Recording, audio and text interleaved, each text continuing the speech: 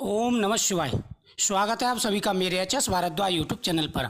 आज मैं आपको जानकारी दूंगा, अगर महिला को श्रावण के महीने में यह लक्षण दिखाई दें तो उनकी मनोकामना जल्दी ही पूरी होगी। पुत्र धन संतान की प्राप्ति होगी। महिला या पुरुष को इन दोनों को अगर ये संकेत नजर आते हैं तो ये बहुत ही शुभ संकेत माने जाते हैं।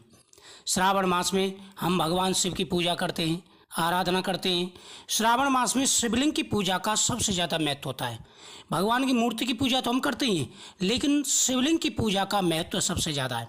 शिवलिंग का अभिषेक करते हैं, बेलपत्र चढ़ाते हैं, नारियल चढ़ाते हैं, भांग धतूरा चढ़ाते हैं। भगवान से प्रसन्न होकर के अपने भक्तों की मनोकामना पूरी करते हैं। वही श्रावण मास में अगर कुछ ऐसे संकेत होते हैं, जैसे मानो आप पुत्र प्राप्ति के लिए भगवान शिव की पूजा शुरू की है, तो आपको संकेत जरूर नजर आएगा। आपको जब मनोकामना पूरी होने वाली होगी तो आपको पहले ही शुभ संकेत नजर आने लग जाएंगे। वहीं आप शीघ्र विवाह के लिए या संतान प्राप्ति के लिए भगवान से प्रार्थना कर रहे हैं, उनकी पूजा कर रहे हैं, तो आपको उसी प्रकार से संकेत नजर आएंगे।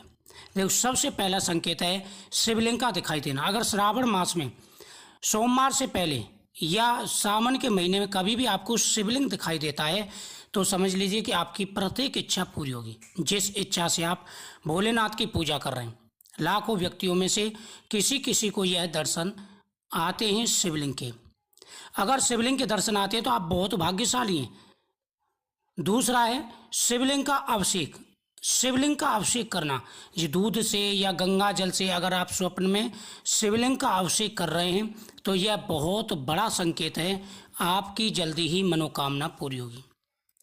दोस्तों, आपने सुना होगा कि पुष्प का, जैसे शिवलिंग पर हमें पुष्प चढ़ाना है तो पुष्प का क्या महत्व होता है, चावल का क्या महत्व होता है। वही अगर स्वप्न में आप शिवलिंग पर पुष्प चढ़ा करके पुष्प को ले रहे हैं, शिवलिंग पर पुष्प चढ़ा रहे हैं, फिर आप पुष्प को उठा करके ला रहे हैं, तो समझ लीजिए कि भगवान ने आपको पुत्र प्राप्ति का आशीर्वाद दे दिया है, संतान प्राप्ति का आशीर्वाद दे दिया है। वही शिवलिंग पर पुष्प चढ़ा करके आप खाली आता रहे हैं तो समझ लीजिए कि आपको धन की प्राप्ति होने वाली है, आपकी मनोकामना पूरी होगी। अगर चावल जो होते हैं वो आप शिवलिंग पर चढ़ा रहे हैं तो पुत्र प्राप्ति का, धन प्राप्ति का, सौभाग्य प्राप्ति का संकेत होता है। वही लौंग, अगर लौंग आप शिवलिंग पर चढ़ा रहे हैं, आप दीपक में डाल रहे हैं तो बहुत ही शुभ संकेत माना जाता है। अगर ऐसे संकेत आपको आते हैं तो आप बहुत ही भाग्यशाली हैं। बेलपत्र, आप सभी जानते हैं श्रावण मास में बेलपत्र का विशेष महत्व होता है। अगर आप बेलपत्र शिवलिंग पर चढ़ा रहे हैं, बेलपत्र शिवलिंग पर चढ़ा रहे हैं, वो भी कौन सा, पारद शिवलिंग।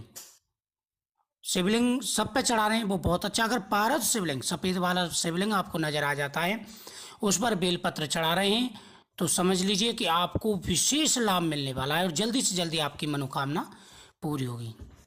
कमल पुष्प, अगर आप शिवलिंग पर कमल पुष्प चढ़ाते हैं, कमल का पुष्प भगवान शिव को विशेष प्रिय है। आप सभी जानते हैं भगवान राम ने भी भगवान शिव को कमल पुष्प चढ़ाए थे। तो कमल पुष्प अगर आप चढ़ा रहे हैं और स्वप्न में अपनी मनोकामना बोल करके कमल पुष्प चढ़ा रहे हैं तो समझ लीजिए कि आपकी मनोकामना पूरी होगी। जल्दी से जल्दी आपके मन में जो भी इच्छा है, पुत्र की है, धन की है, संतान की है, शीघ्र विवाह की है, प्रत्येक मनोकामना जल्दी से जल्दी आपकी पूरी होगी। स्वप्न में शिव परिवार के दर्शन आपको हो रहे हैं और आपने वहां पर दीपक जला दिया भगवान के सामने, तो कुल का दीपक आपके यहाँ पर आने वाला है। शिवलिंग पर सफेद पुष्प आप अर्पण करके भगवान को भस्मी लगा रहे हैं, जैसे आप शिवलिंग पर सामने देख रहे हैं स्क्रीन पर, शिवलिंग पर पुष्प चढ़े हुए हैं और भस्मी लगी हुई है। अगर इस प्रकार से आप दृश्य देखते हैं तो बहुत ही शुभ संकेत माने जाते हैं। श्रावण मास में इससे संबंधित रिलेटेड कोई भी स्वप्न आपको आता है, कमेंट में जरूर लिखें। स्वप्न में नंदी के गौ माता के दर्शन करना बहुत ही शुभ माना गया है। अगर स्वप्न में आपके दरवाजे पर कोई बैल आ जाता है, गौ माता आ जाती है, कोई साधु आ जाता है, साधु आपको फल दे रहा है, तो यह बेहद ही शुभ संकेत माना जाता है। इससे आपकी मनोकामना अवश्य पूरी होगी।